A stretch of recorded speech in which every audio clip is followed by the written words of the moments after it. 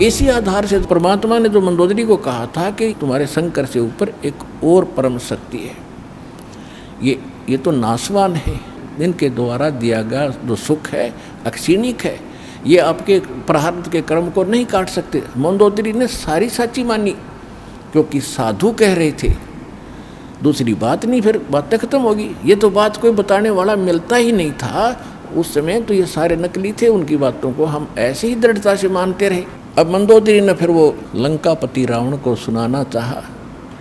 रावण के अंदर तक गोबर भरा था अहंकार शक्ति का, शंकर भगवान की पूजा करके सिद्धियां प्राप्त कर रखी थी और मांस खावा शराब पीवा उसका यह अच्छी बात कैसे स्वभाव है। तो वो कहने लगा कि ए मूर्ख, तो शंकर भगवान से ऊपर मानती है, देख मेरे क्या ठाठ करा के है, 1 लाख मेरे पुत्र हैं, 1.25 लाख मेरे नाती हैं, और देख सोने की लंका बना रखी है, अरे क्या देगा तुझे वो भिखारी।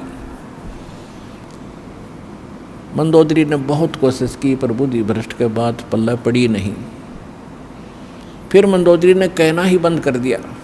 उसके बाद फिर क्या होता है कि उसने सोचा कर और कोई मेरी चर्चा सुनने वाला नहीं, ये ऐसा ज्ञान है इंसान दूसरे को सुनाए बिना रह नहीं सकता।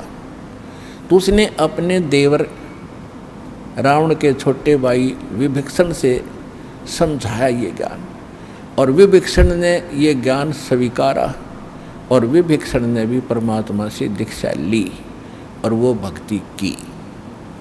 अब हम आते हैं उस बात पर कि जिस समय सीता जी का अपहरण हो गया और उसकी खोज हो रही थी, कोई पूर्व में ढूंढ रहा था, कोई पश्चिम में खोज रहा था, कोई उत्तर कोई दक्षिण में। जैसे किसी की गाय गुम हो जाए, कोई इधर घूम रहा है, कोई इधर ढूंढ रहा है, कोई ऐसे घो रहा, ऐसी दशा थी। अब यहाँ इस कथाओं से आपको बहुत सा निर्णय मिलेगा, और आपने ये कथा खूब सुन रखी थी पर इनका निष्कर्ष नहीं निकाला था। अब जैसे जड़ी बूटियाँ रखी हैं और उनकी गुण भी लिख रखे हैं, बड़ी अच्छी हैं, लेकिन उनसे औषधि बनाने वाला जब तक नहीं मिलेगा तो उन जड़ियों से क्या लाभ है, उनके ज्ञान से भी, उनकी कथाओं से भी।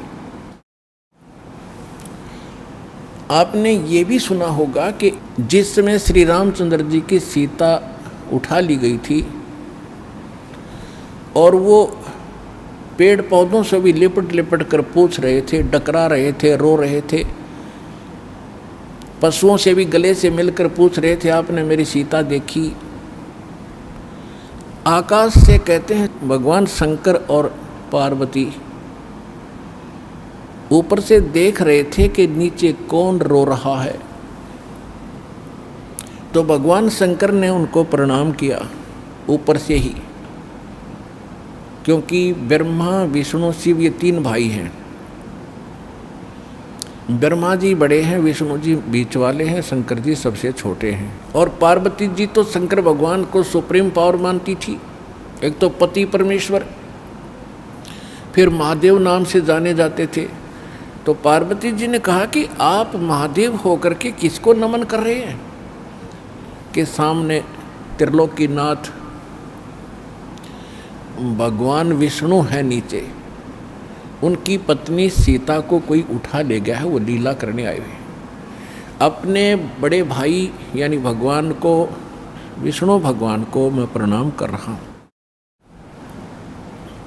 अब पार्वती जी ने सोचा कि भाई भगवान रोए, ये दोनों बात नहीं हो सकती। ये रामचंद्र दशरथ पुत्र है, ये रो रहा है, भटक रहा है, इसको आप परमात्मा कह रहे हो। भगवान शंकर बोले, पार्वती आप नहीं जानते, ये सचमुच ऐसा ही है, इनको अब नहीं कोई पहचान पा रहा है। तो पार्वती ने कहा कि मैं परीक्षा लूँगी और सीता रूप बना कर जाऊँगी, यदि ये मुझे पहचान लेगा तो मैं मान लूँगी वो भगवान है, और नहीं तो मैं कतई नहीं मानूँ। तो भगवान शंकर ने कहा कि यह गलती मत करना, यदि तूने सीता रूप बना लिया तो तू मेरे काम ते गई, तू मेरे बड़े भाई की पत्नी का रूप बनाओगी तो मेरे लिए पत्नी रूप में स्वीकार्य नहीं रहेगी, तो माँ के तुल्य हो जाएगी। उस समय तो पार्वती ने कहा कि ठीक है, नहीं मैं नहीं जाऊंगी जी, अब शिव जी गए सैर सपट्टे को, और आदत है ये, इस मन का स्वभाव है कि क्या पता चलता, अभी 2 मिनट में परीक्षा लेकर आती हूँ। सीता रूप बनाया, रामचंद्र जी के सामने खड़ी होगी, जिधर से रास्ते में खोजता हुआ जा रहा था। रामचंद्र जी ने कहा कि हे दक्ष पुत्री माया, हे राजा दक्ष की बेटी, आप भगवान शंकर को कहाँ छोड़ आई, अकेली कैसे वन में? तो शर्मिंदा हुई और कहा कि सचमुच शंकर भगवान जी आपको ठीक ही प्रणाम कर रहे थे, नमन कर रहे थे, आप तो सचमुच भगवान हैं। अपने आत्मा यहाँ देखना एक पॉइंट सोचने का है। श्रीमद् भगवद गीता अध्याय नंबर 7 के श्लोक नंबर 6, 7, 8 में स्पष्ट किया है कि ये काल बोलता है गीता को, जो ब्रह्मा विष्णु में इसका पिता है। ये कहता है कि अर्जुन, बुद्धिमानों की बुद्धि और बलवानों का बल मेरे हाथ में है। जब चाहे स्विच ऑन कर दूं इनकी बुद्धि का, और जब चाहे ऑफ कर दूं। जैसे महाभारत के अंदर अर्जुन को ताकत दे दी और लाखों लोगों का नाश कर दिया उस काल से प्राप्त शक्ति से, और फिर वही अर्जुन जब श्री कृष्ण जी का निधन हो गया था, एक हत्या हो गई थी और सारे यादव आपस में लड़ मरे थे, उनकी पत्नियों को लेकर आ रहा था, रास्ते में जंगली लोगों ने, भीलों ने अर्जुन को पीटा, लूटा, और वही धनुष जिसे महाभारत का युद्ध जीता था वो साथ लिए रहता था उसको, और उस दिन उसके हाथ नहीं उठे, खड़ा खड़ा कांपे वो। जब सारा काम हो लिया, वो भील भ्याल पीट कर लूट कर कुछ औरतों को भी ले गए और चले गए, तब अर्जुन कोस रहा श्री कृष्ण जी को कि श्री कृष्ण बड़ा धोखेबाज था, इसने हमारे साथ बड़ा धोखा किया है।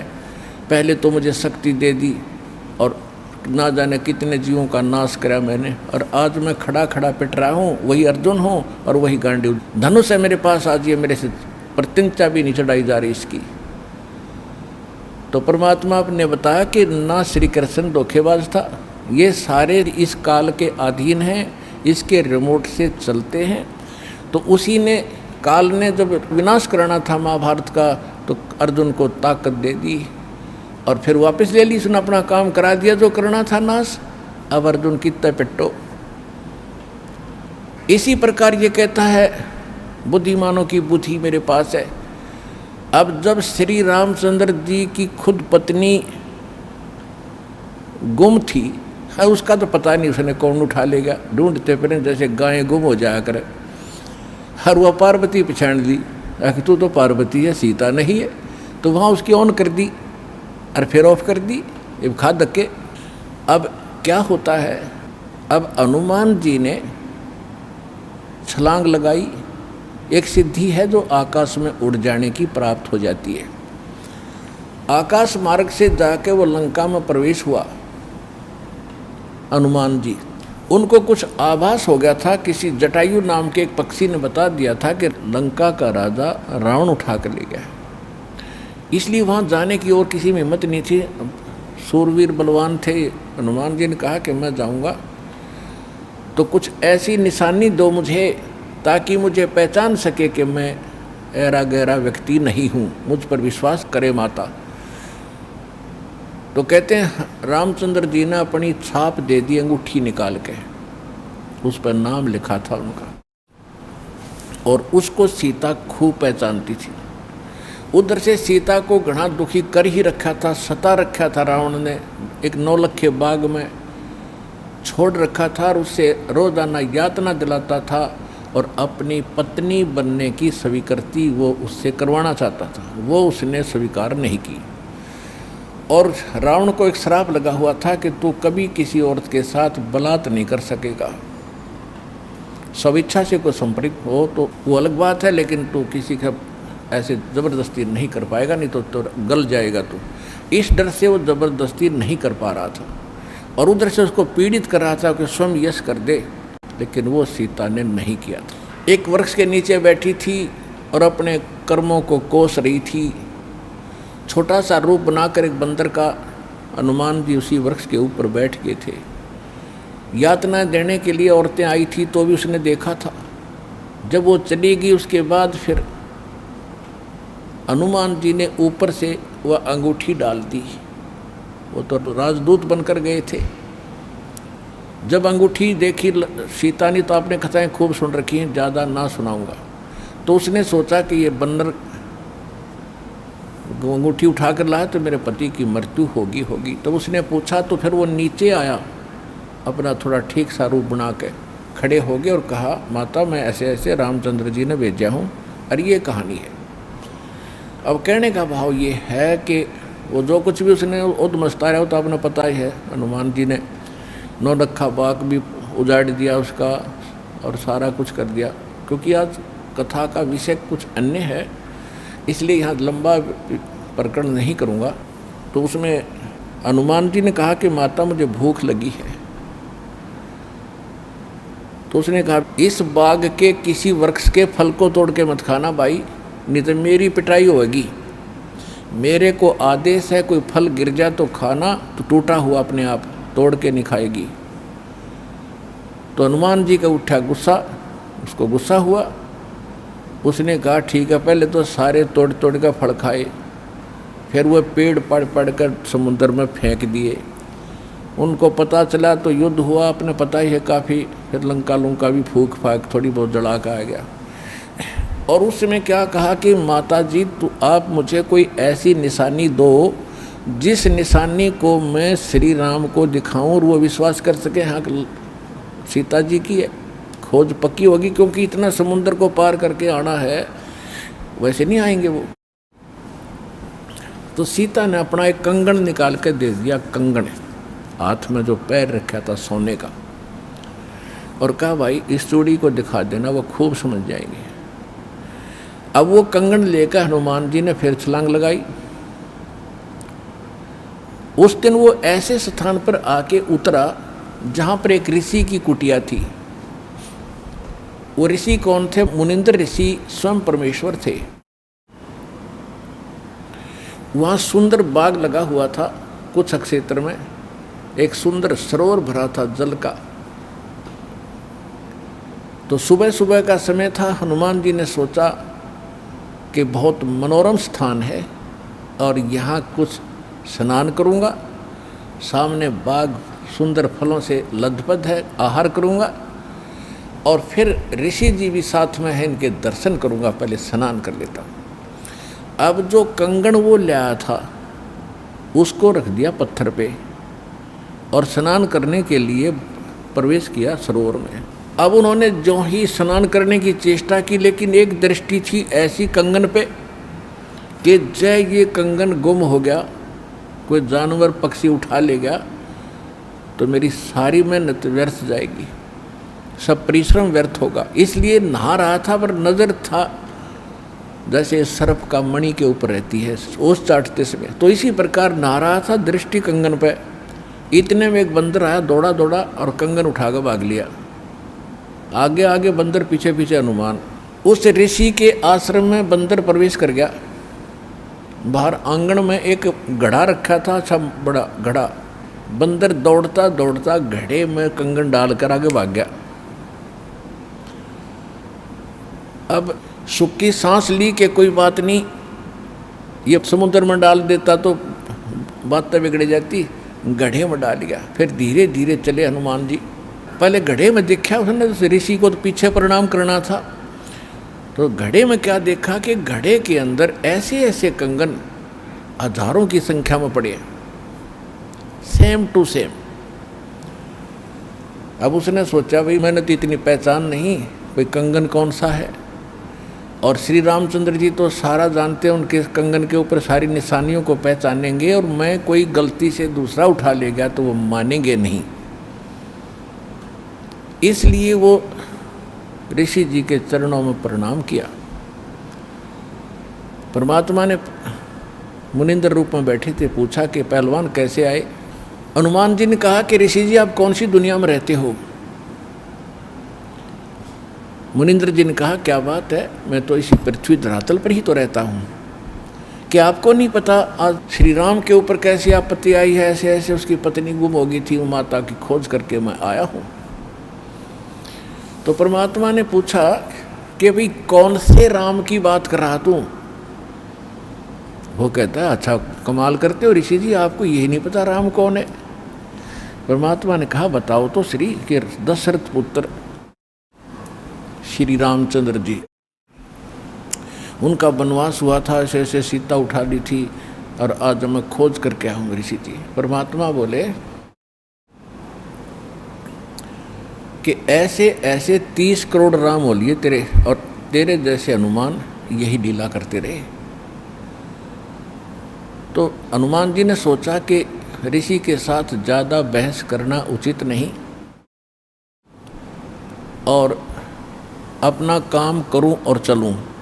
कहने लगे ऋषि जी और बात छोड़ो आप, कि मेरे सामने एक समस्या आ गई है कि ऐसे ऐसे मैं कंगन लाया था माता के हाथ का, और वो कंगन मैं स्नान कर रहा था, बंदर ने उठा के आपके घड़े में डाल दिया।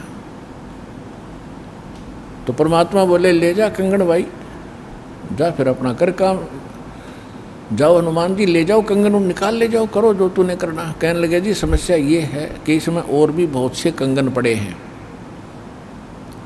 और इन कंगनों में पहचान नहीं कर पा रहा हूँ मैं, मेरा वो भगवान सीता जी वाला कौन सा है। परमात्मा बोले अरे भले आदमी तुम लाने वाला और तुझे पता नहीं तो मैं क्या बताऊँ, फिर खोज ले कौन सा है तेरा।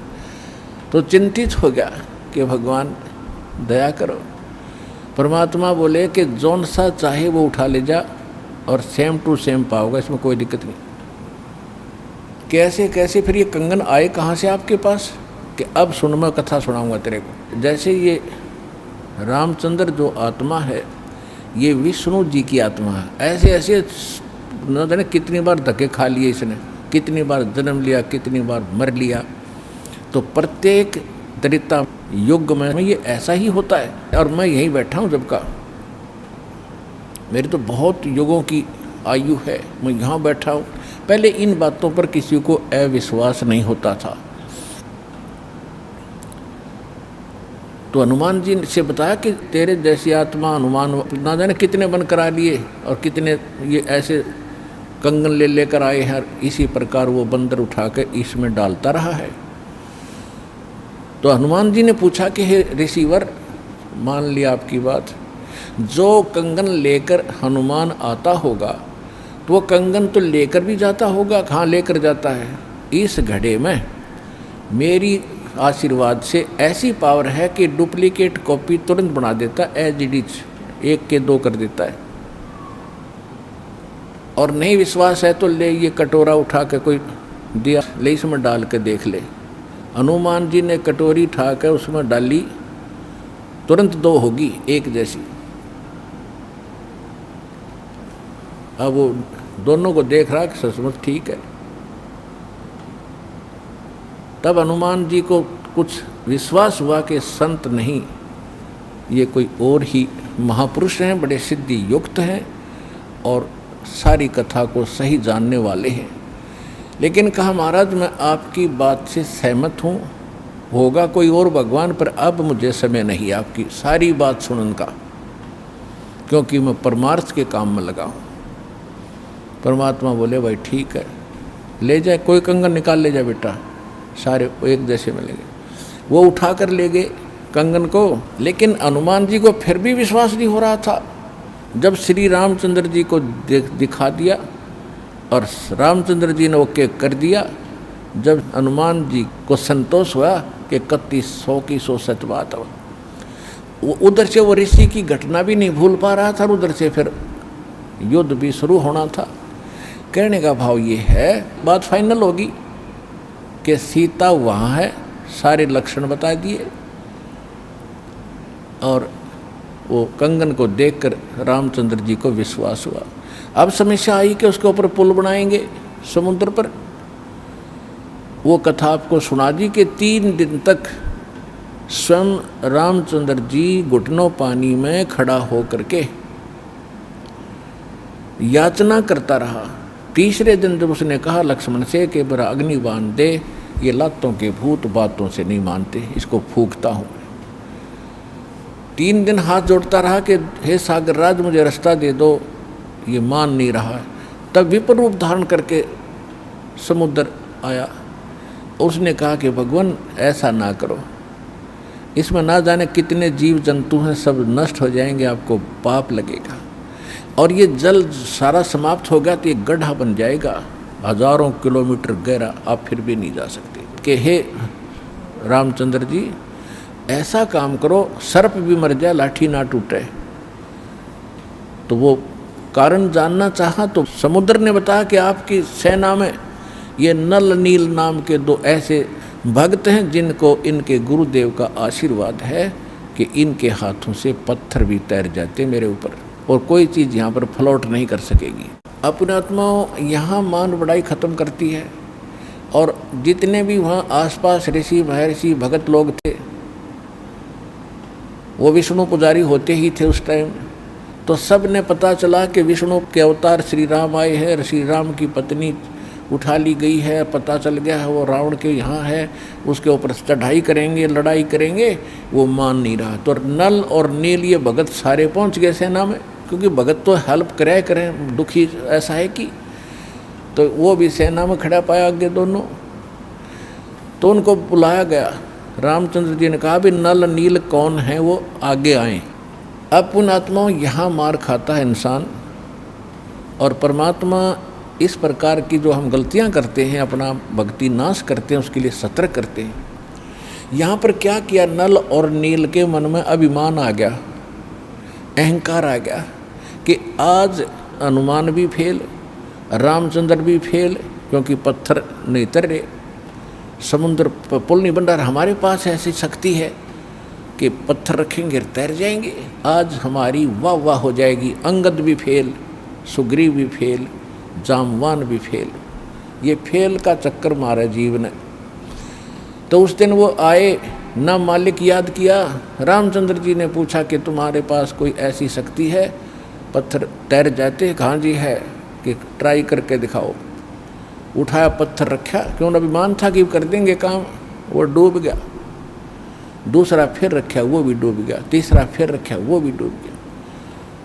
अब रामचंद्र जी समुद्र की तरफ देख रहे हैं, विपर रूप में खड़े थे, ब्राह्मण रूप में, और ये कहना चाह रहे हों कि तू झूठ बोलता था, इनके पास कोई पावर नहीं। तभी समुद्र ने कहा, विपर रूप में खड़े समुद्र ने, क्योंकि ये देवता होते हैं, ये जल जो है ये देवता नहीं है, जल का कंट्रोलर एक देवता है, उसको वरुण कहते हैं। वो आकर खड़ा हो गया। तो वो कह रहा था कि हे नल नील, आज आपने गलती की भाई, आज तुमने अपना गुरु तो याद किए ही नहीं, तुमने तो नाश कर दिया बात का। करो याद उस मालिक को। तब उनको भी याद आया, कहाँ बोली गलती बन गई आज तक। तो यहाँ परमात्मा बताते हैं, जैसे माता गर्भ को रख यत्न बनाए, ठेस लगे तो छन होवे तेरी, ऐसे भक्ति नसावे। जैसे किसी बहन बेटी को गर्भ रहा हो तो उसकी कितनी केयर टेक करती है वह उस लाल को सफल करने के लिए कि मेरा गर्भ पूरा हो और बच्चे का मुंह देखूं मैं। तो वो कैसे चिंतित रहती है, चलते समय भी कहीं ऊंचे नीचे पर पैर ना रखा जा, भगवान मेरा बालक गर्भ खराब ना हो जा।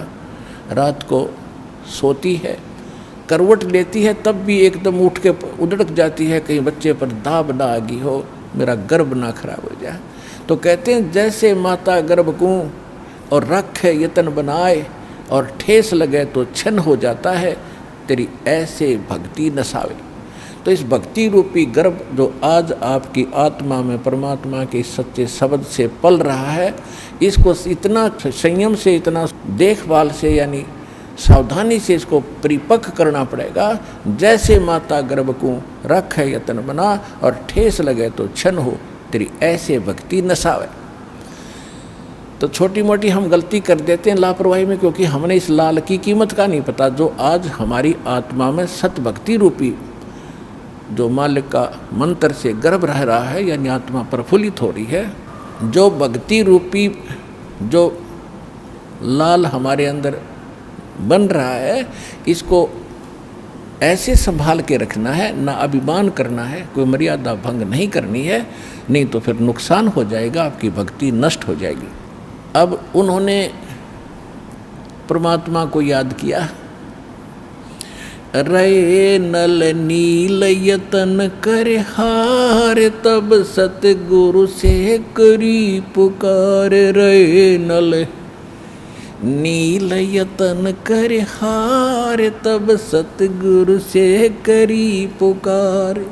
जा सतरे खोलखी अपार, सिंधु पे सिला तराने वाले। जा सतरे खोलखी अपार, सिंधु पे सिला तिराने वाले। धन धन सतगुरु सत कबीर, भगत की पीड़ मिटाने वाले। धन धन सतगुरु सत कबीर, भगत की वो पीड़ मिटाने वाले। नल नील ने जब याचना की हृदय से, हे भगवान गलती बन गई, आपके हाथ में इज्जत है हमारी, तो उसी समय परमात्मा वहाँ प्रकट हो गए। थोड़ी सी दूरी पर सब ने देखा कि वो कौन आ रहा सामने। नल नील ने भी देखा, ये तो मेरे गुरुजी आगे हमारी पुकार सुन ली इन्होंने। जब मुनिंदर जी निकट आए, सभी ने दंडवत प्रणाम किया। श्री राम ने, हनुमान ने, सब ने। हनुमान जी ने देख लिया, बाबा जी तो वही है भाई, ये तो बिल्कुल सही, ये तो शक्तिशाली ऋषि हैं। लेकिन उस समय और वार्ता करने का समय नहीं था। जो समस्या थी वह उनके सामने अड़ी हुई थी। तब श्री रामचंद्र जी ने मुनिंद्र ऋषि से अर्ज की थी, भगवान आज हमारे सामने ये समस्या आई है। अभिमानी रावण हमारी याचना नहीं मान रहा है। हमने उसे खूब दूत भेजकर, अंगद को, हनुमान जी को, सबको भेजकर उससे प्रार्थना कर ली है, इसको लौटा दे मेरी पत्नी को। वो माना नहीं। अब नहीं माना तो हमें युद्ध करना पड़ेगा और उसके लिए रास्ता चाहिए समुद्र पर। समुद्र रास्ता दे नहीं रहा। इसने विधि बताई कि आपके शिष्यों के पास यह शक्ति थी। मेरा दुर्भाग्य कि आज इनके हाथों में भी शक्ति नहीं रही। तो परमेश्वर ने कहा कि आज के बाद इनके हाथों में यह शक्ति रहेगी भी नहीं। इन्होंने बहुत बड़ी गलती की है, जो हम मैं रोज़ बताता हूँ कि अभिमान से भगवान कोसों दूर है। और इतने दिन के बाद इतना दुख था इनके ऊपर, इन्होंने फिर बकवास कर दी। अब इनके पास यह शक्ति नहीं रही। तो श्री रामचंद्र जी ने कहा कि हे ऋषिवर, मेरी समस्या का समाधान करो। जब आप अपने बच्चों को, अपने शिष्यों को आशीर्वाद दे सकते हो सिला तराने का, तो आप खुद भी कृपा बख्श सकते हो मेरे लिए लंका में जाने का रास्ता बना दो। तब परमेश्वर ने कहा ठीक है भाई, मेरा वचन है तेरे बाप तय। परमेश्वर ने कहा था कि तेरे बाप से मेरा वचन है कि तेरा पुल बनवाऊंगा। अब ये रामचंद्र जी का समझ में नहीं आई कि मेरे बाप से और क्या वचन है इनका, क्या वायदा है। परमात्मा ने अपनी प्यारी आत्मा धर्मदास जी को बताया था कि जब मैं प्रथम सतयुग में सतलोक से यहाँ आ रहा था तो बीच में इस काल की एक तपस्या है, वहाँ पर जीव दुखी किए जा रहे थे और मैं जोग जीत रूप में अपने पुत्र के रूप में वेशभूषा में था। तो इसने पहले मेरे साथ कुछ बकवास करी थी, ज्योत निरंजन ने इसकी पार नहीं बसाई थी, तो मेरे चरणों में गिर गया था। और इसने मेरे से वचनबद्ध करवा कर कुछ प्रार्थना की थी कि कुछ और सुविधा मुझे देना। उनमें से एक तो ये थी कि मेरा पुत्र विष्णु श्री राम रूप में जाएगा, और ऐसे उसके प्रारब्ध में लिखा है कि उसकी पत्नी को रावण उठाएगा, समुद्र पर पुल नहीं बनेगा, आपके बगैर वहाँ कोई कृपा नहीं कर सकेगा, उसकी हेल्प नहीं कर सकेगा। तो परमात्मा ने स्वीकार किया था कि मैं ये काम भी करूँगा। फिर दूसरा वर्ग क्या था कि वो फिर समुद्र के ऊपर उसने जो तीर त्यार दिखा के ज़बरदस्ती धमका के रास्ता लेना चाहा था, इसका प्रतिशोध समुद्र लेगा।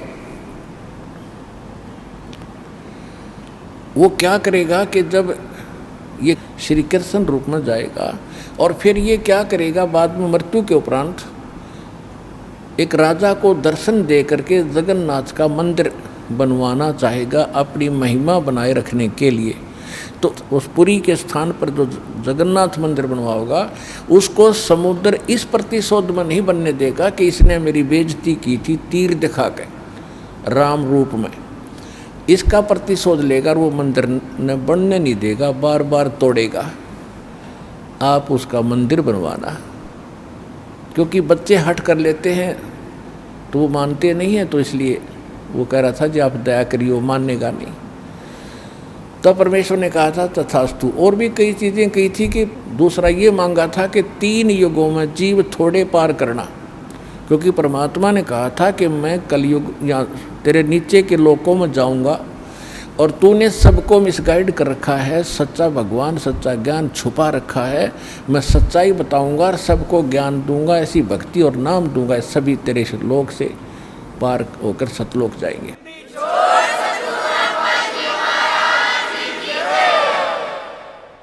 तो इस बात से वो बहुत दुखी हो गया कि तो मेरा नाश करेगा, मेरे बाग को उजाड़ेगा, क्योंकि काल ने हमारे को मिसगाइड करके, धोखा करके, मूर्ख बना के, विवश करके और इस कच्ची बेड़ियों से बांध रखा है। ये शरीर दे दिया, इसमें हाड़ चाम मांस सारा, थूक टट्टी पेशाब सारा भरा पड़ा है और हमने इतना प्यारा लगा है ये छूट नहीं जा।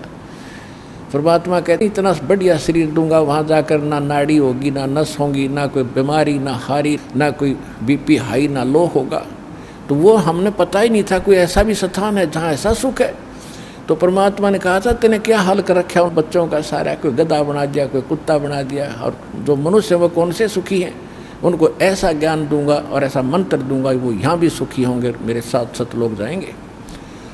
तो इस बात से वो दुखी हो गया था काल कि तो नाश करेगा मेरे बाग न उजाड़ेगा। भगवान का पता लग गया, सच्चे स्थान का पता लग गया तो यहाँ कौन रहेगा। तो तब उसने चरणों में गिर के रा करके कबीर भगवान से याचना की थी कि 3 युगों में जीव थोड़े ले जाना और चौथे युग में आप कितने ले जाना। और फिर ये पुल बनवाने का, जगन्नाथ के मंदिर को बनवाने का ये भी प्रॉमिस करवाया था। जब उसने सारा परमात्मा ने प्रतिज्ञा कर ली थी तो फिर ये खलनायक है, ये विलियन है, धोखेबाज और ठग है, इसने तुरंत अपना आंखें बदल ली और कहा जाओ जोग जीत संसारा, जीव न माने कहा तुम्हारा। कहते हैं 12 पंथ करूँ मैं साजा, नाम तुम्हारा ले करूँ आवाजा, और 12 पंथ नाम जो ले ही वो मेरे मुख में अंश मोही। और पहले अंश हमारे जाई और पीछे अंश तुम्हारे आई, और जाइयो जोग जीत संसारा। परमात्मा ने कहा था कि फिर मैं त्रेता युग में जाऊंगा, ठीक है भाई, चौथे युग में जाऊंगा कलयुग में, और फिर पार कर लूँगा। तने गलती तो मेरे से करवा ही ली। वैसे मालिक ने गलती नहीं की, दाता को पता था कि सतयुग त्रेता द्वापर में ये दुखी नहीं होंगे, और जब तक जीव दुखी नहीं होगा इतना भगवान नहीं पहचान सकता। इसलिए दाता ने जानबूझकर उसको यश कर दी थी, और वो बन गया था सियाणा, अपने आप में इंटेलिजेंट बन रहा था कि मैंने रोड़ मार ली भगवान की, हैं मैंने इनकी अकल मार ली, मालिक ने अकल मारी उसकी। अब वो क्या कह रहा था कि देख लेना कलयुग जब आएगा, पहले मैं अपने दूत भेज कर ऐसा गलत प्रचार करवा दूंगा, ब्रह्मा विष्णु महेश तक सीमित कर दूंगा, कोई पत्थर कोई पानी कोई मंदिर कोई मस्जिद गुरुद्वारों में बांध दूंगा, और पहले अंश हमारे जाई पीछे अंश तुम्हारा आई, जाओ जोग जीत संसारा, जीवन मन फिर कहा तुम्हारा। कि पहले मेरे दूत जाएंगे और सारा उल्टा ज्ञान, उल्टा भगवान, उल्टा विधान सबको बता देंगे, गलत मंत्रों से रटा देंगे। ये राधा स्वामी पंथ, धन धन सतगुरु पंथ, निरंकारी पंथ, ये रासाराम जैसे ये सारे नकली पंथ काल के चलाए हुए। तो परमात्मा को पता था कि इसने कर लेते सारे जुगाड़ अपने, और जब मेरा दास जाएगा ऐसे समय में जब इनके परिपक्व हो चुके होंगे सारे पंथ, इन्हें जो कहना सुनना होगा वो सब कह चुके होंगे, जो ज्ञान देना होगा वो दे चुके होंगे, जो नाम देना होगा वो नाम दे चुके होंगे। और जब मेरा दास जाएगा वो प्रमाणित करके दिखाएगा कि सच्चाई ये है, झूठ ये है, तो 2 मिनट में मेरे बच्चे मुझे पहचानेंगे और मेरे पास आ जाएंगे।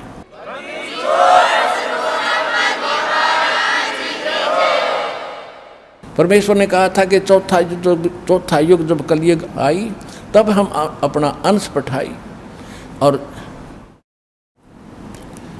घर घर देखो बोध विचारा, और सत्य नाम सब ठोर उचारा। तो इस प्रकार परमात्मा ने जो बताया था कि चौथा युग जब आएगा और कलयुग बीतते 5500 पाचा, जब ये वचन मेरा होगा साचा। कलयुग बीत जावे जब एता, सकल सृष्टि सभी प्राणी परम पुरुष पद चेता, कि जब वो कलयुग 5500 वर्ष बीत जाएंगे तब ये मेरी बात सच्ची होगी कि घर घर में सतनाम का जाप होगा, घर घर में मेरे ज्ञान की चर्चा होगी। लेकिन ये उस समय सच्चा होगा जब कलयुग 5505 बीत जाएगा, और उस समय सभी को पता होगा कि एक परम पद है। कौन सा? गीता अध्याय नंबर 18 के श्लोक नंबर 62 में, जिसके विषय में कहा कि अर्जुन, तू सर्वभाव से परमेश्वर की शरण में जा, उसकी कृपा से ही तू परम शांति को और सनातन परम धाम को, शाश्वत स्थान को प्राप्त होगा। गीता अध्याय नंबर 15 के श्लोक नंबर 4 में कहा कि तत्वदर्शी संत की प्राप्ति के उपरांत उस तत्व ज्ञान से इस अज्ञान को काटकर उसके पश्चात परमेश्वर के उस परम पद की खोज करनी चाहिए, जहाँ जाने के बाद साधक कभी लौटकर संसार में नहीं आते। अगर आप ये वीडियो YouTube पर देख रहे हैं तो हमारे चैनल को सब्सक्राइब करें और बेल आइकन को दबाना ना भूलें। अगर आप Facebook पर ये वीडियो देख रहे हैं तो हमारे पेज को लाइक करें।